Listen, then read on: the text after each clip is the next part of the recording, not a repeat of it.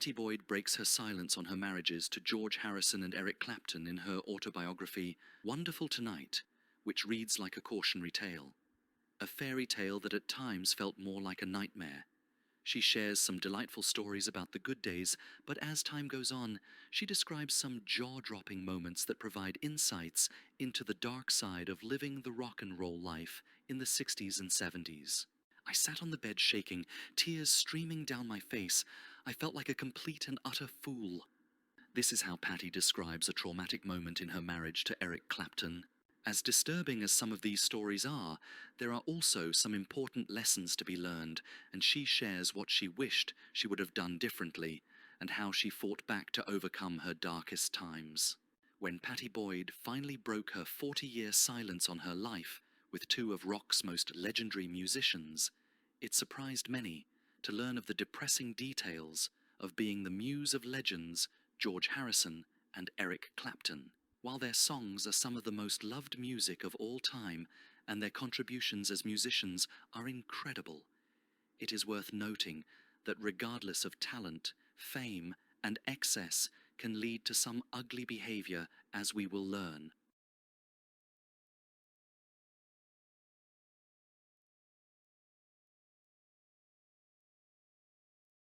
When Pattie marries George on January 21st, 1966, they have a wonderful beginning to their marriage. George is very thoughtful, calling and writing to her often when he is away on tour. Pattie describes some of the fun and hair-raising vacations and exclusive parties they attend. She describes the change in George and life with him after he gets so deeply into meditation during their trip to India in 1968.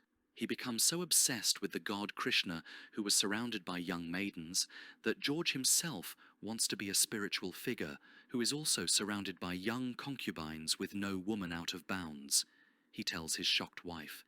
She speaks of George becoming very intense and retreating to himself and chanting all the time. He becomes withdrawn and angry if she tries to speak to him when he is chanting, which is most of the time. She herself becomes depressed. On January 1st, 1969, after celebrating New Year's Eve at a party, they arrive home and find Eric Clapton's girlfriend, a French girl they know at their house after Eric kicked her out. The girl is not upset about the breakup and becomes very close to George. Pattie knows something is going on and begins to question him, and he tells her she is being paranoid. Upset, she leaves to stay with friends. A full 6 days later, George calls her and tells her the girl is gone, so she goes home. Pattie describes the betrayal. I felt unloved and miserable. Around the same time, Jane Asher, Paul's longtime live-in girlfriend, comes home early from New York unannounced to find Paul at home with another woman. But unlike Pattie, Jane goes and gets her mother, and they show up and move all her stuff out, leaving Paul alone. George also begins to wear sandalwood to attract women, as Pattie describes he has never worn cologne or anything before. He begins to stay at the Apple offices late into the night where pretty women are always around. He sometimes never comes home. Whenever she asks George about it, he denies anything is going on and accuses her of being unreasonable, nasty and suspicious as she describes her feeling of helplessness.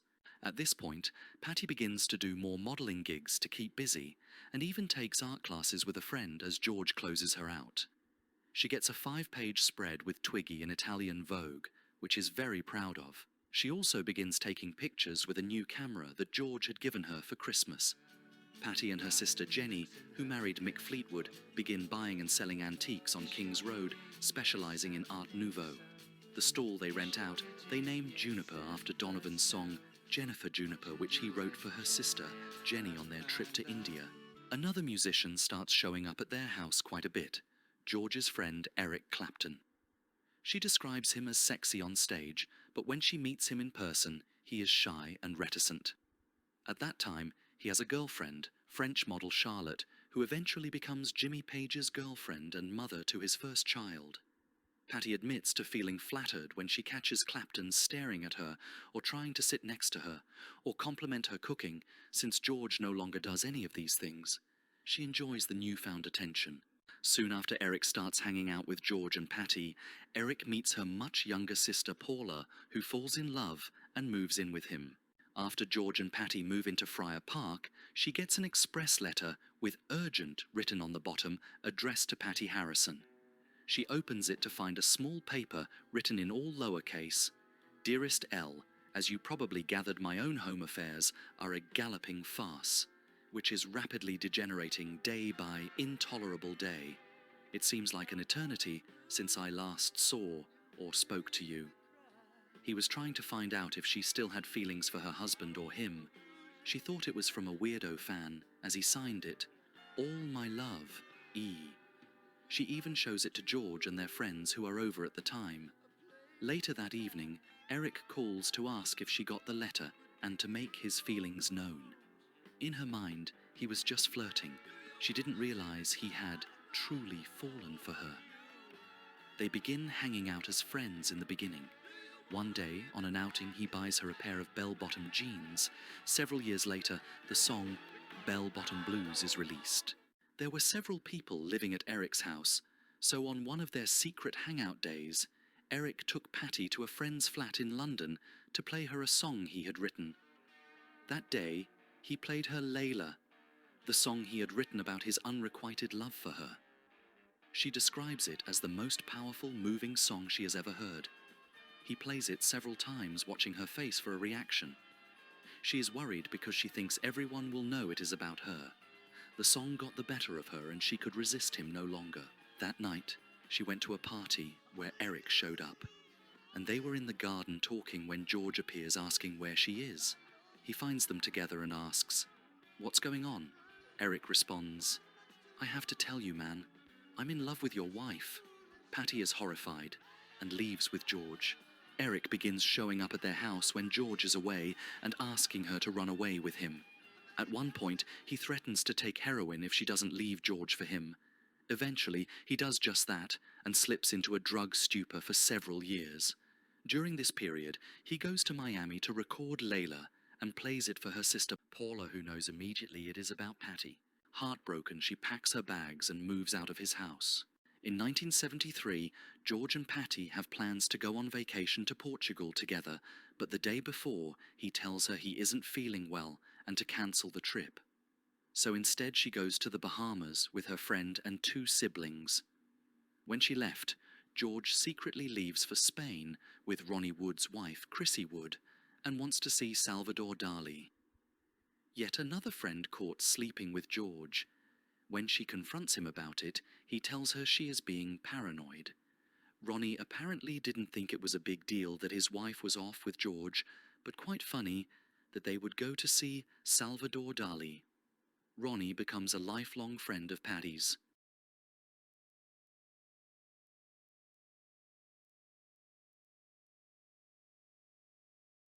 The last straw comes when Pattie discovers George's affair with Ringo's wife, Maureen, who Pattie has been close friends with throughout the Beatles years.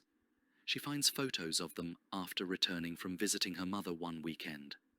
Maureen had been staying in their home and had been wearing a necklace George had given her. One night she finds them locked in a bedroom together and starts banging on the door while George laughs. When he finally comes out, he says Maureen is tired and is laying down. Pattie heads to the top of the house and lowers George's flag and raises a crossbones flag to replace it, which makes her feel better for a moment. Maureen starts showing up at midnight, and when Pattie confronts her, she says, "I've come to listen to George play in the studio." The next morning she is still there. Pattie asks her where her children are and tells her she didn't like what she was doing. Maureen says, "Tough." So Pattie calls up Ringo and asks him if he knows where his wife is and why she hasn't been coming home at night. Ringo flies into a rage. During this period, Eric continues to pursue Pattie, feeling unloved and betrayed by George, who continues to deny any affairs, telling Pattie she is paranoid and crazy. George becomes impossible to talk to. Pattie feels George wants to end things and get rid of her.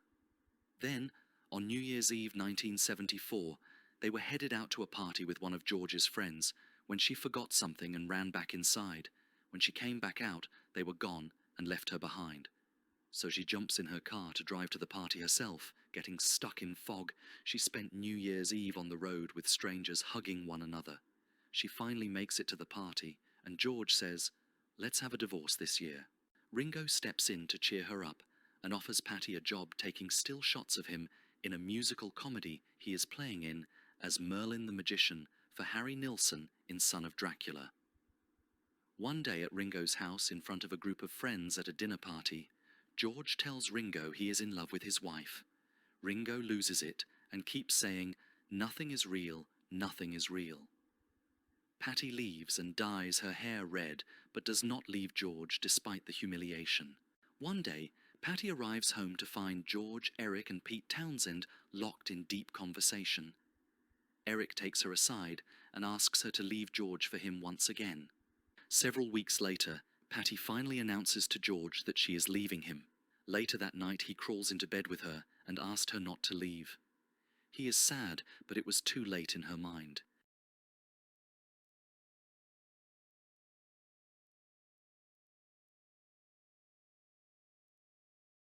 Pattie soon joins Eric on tour, at first enjoying standing on the side of the stage, watching the crowd come alive when he plays the opening riff to Layla.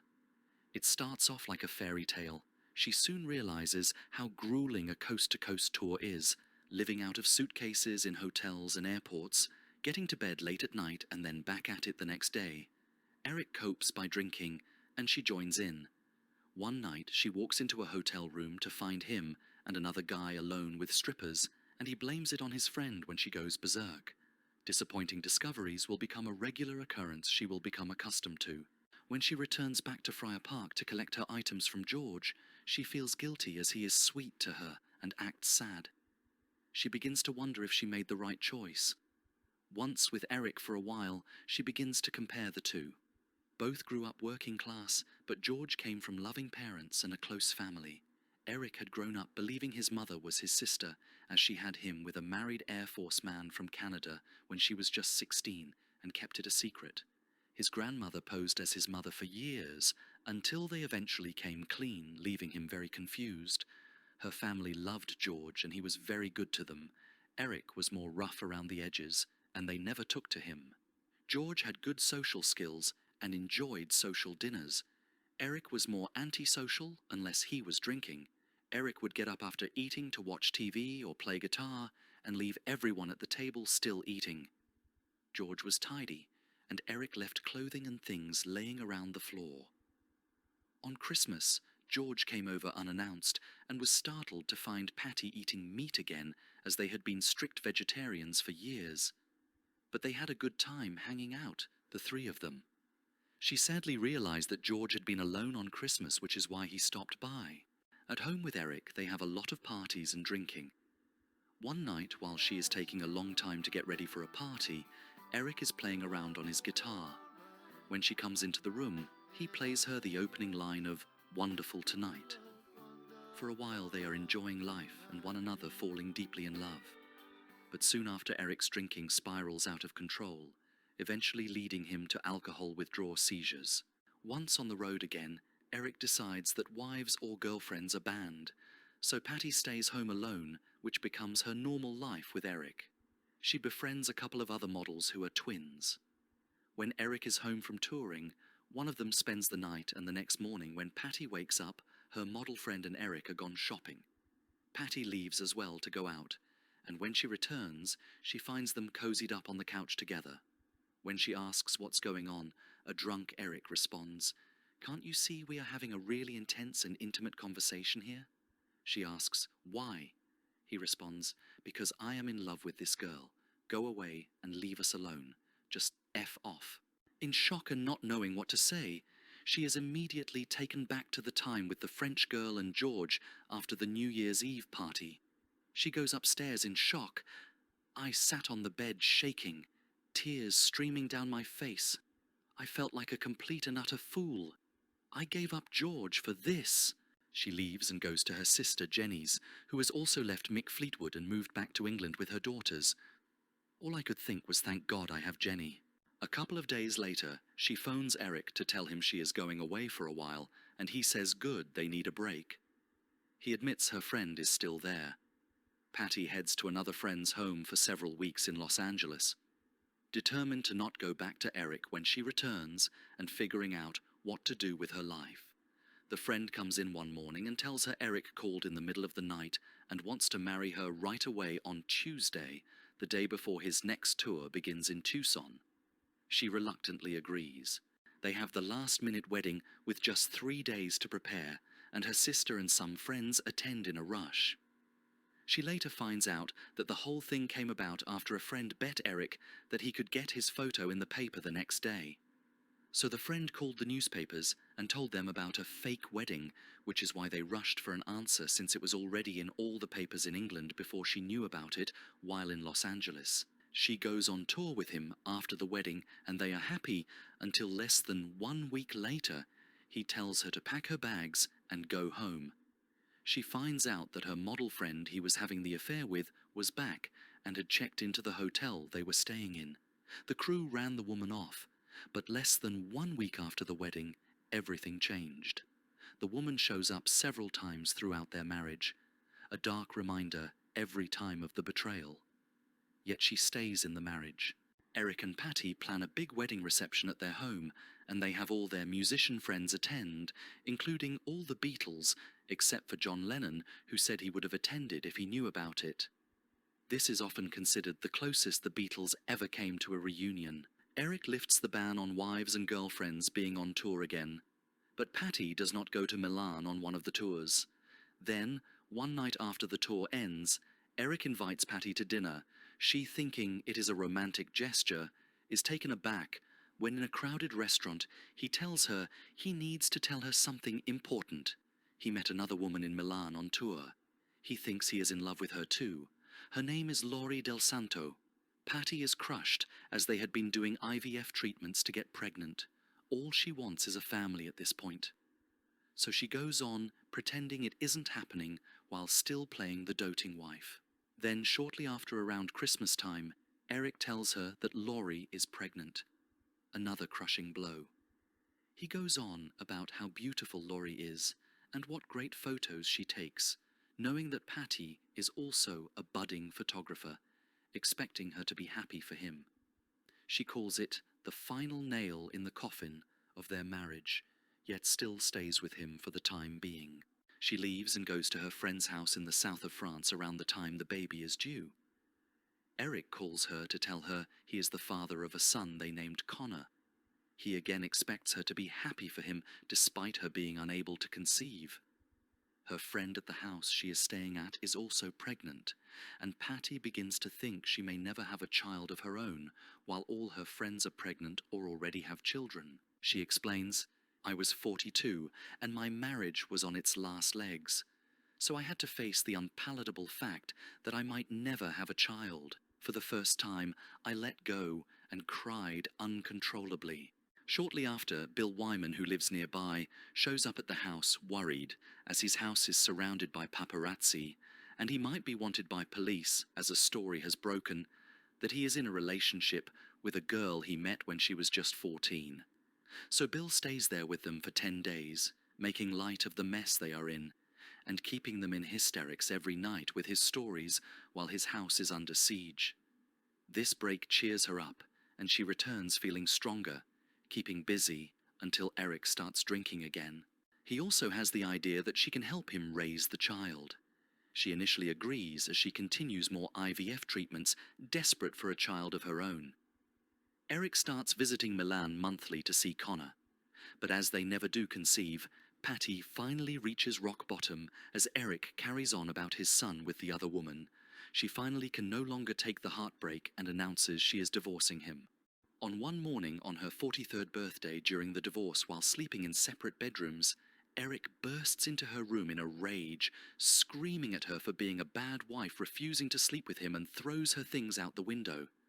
Terrified, she flees, leaving everything behind. She stays with friends until she's able to move into a small apartment of her own, calling Eric's handlers for money to get a place until they find her one.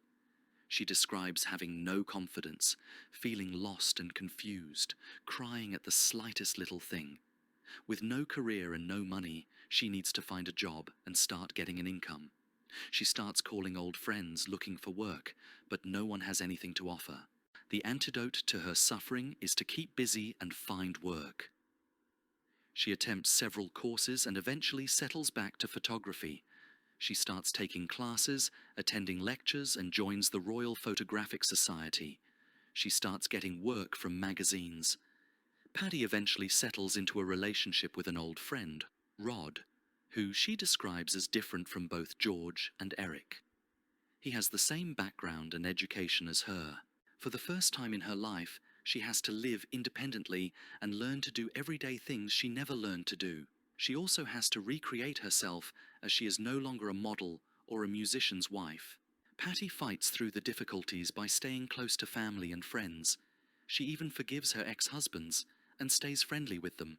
Eric takes her out to lunch from time to time and asks her to meet Connor. One day, Eric calls her with devastating news about Connor's death, and she worries for his well-being that this might drive him to return to drinking or drugs.